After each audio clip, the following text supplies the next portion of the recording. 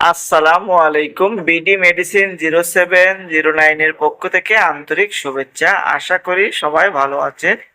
আজ আপনাদের সামনে মিক 2.5 ট্যাবলেটের রিভিউ নিয়ে হাজির হয়েছি। এর জেনেটিক নেম মিরুগাবালিন। বিয়স এটি তৈরি করে থাকে বাংলাদেশের সুনামধন্য প্রতিষ্ঠান এসকেএফ ফার্মা লিমিটেড। আজ আমরা জানবো ঔষধটির কি কাজ করে, খাওয়ার সঠিক নিয়ম, পার্শ্ব প্রতিক্রিয়া এ টু জেড বিষয় নিয়ে আলোচনা করব। চলুন শুরু করি।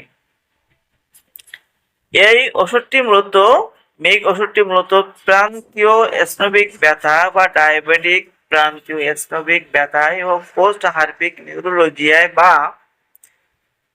বা পায়ে জ্বালা পোড়া, পায়ে সুচ ফোটার মতো অনুভূতি, ঝিনঝিন করা, অবশ লাগা, রাতে পায়ে বেশি ব্যথা, বিদ্যুৎ শকের মতো ব্যথা, পিঁপড়া চলার মতো পা ঝিনঝিন ভাব বা অবশ হওয়া, এছাড়া মাজা পা যন্ত্রণা বা গেরাই ব্যথা বা মাজা যন্ত্রণার ক্ষেত্রে খুবই ভালো কাজ করে থাকে। এক কথায় এটি নার্ভের ব্যথার খুবই ভালো কাজ করে থাকে।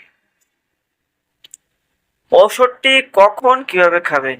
সাধারণত প্রাপ্তবয়স্কদের ক্ষেত্রে মিরুগাবালিন 5 মিলিগ্রাম প্রাথমিক ডোজ দিনে 2 বার মুখে সেবন করতে হয়।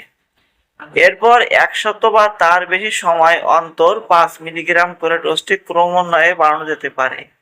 রোগীর বয়স ও উপসর্গ অনুযায়ী মাত্রা 10 মিলিগ্রাম থেকে 15 মিলিগ্রামের মধ্যে নির্ধারণ করা যেতে পারে। এটি দিনে 2 বার প্রয়োগ করতে হবে।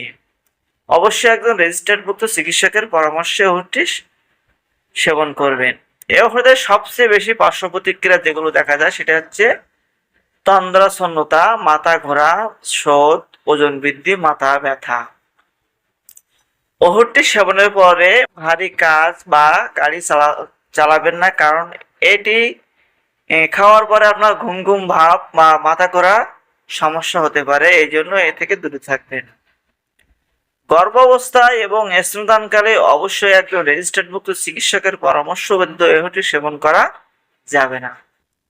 2026 সালে প্রতি পিস মিক 2.5 এর দাম 12 টাকা। দেখতেই পাচ্ছেন বাজারে সেম ডিজাইনের ওষুধটি পেয়ে যাবেন। যদি ভিডিওটি ভালো লেগে থাকে অবশ্যই লাইক করবেন, বেশি করে শেয়ার করবেন। ভিডিও সম্পর্কিত কোনো মতামত থেকে থাকলে কমেন্টে লিখবেন এবং যাওয়ার আগে চ্যানেলটাকে সাবস্ক্রাইব করে যাবেন। সকলকে ধন্যবাদ।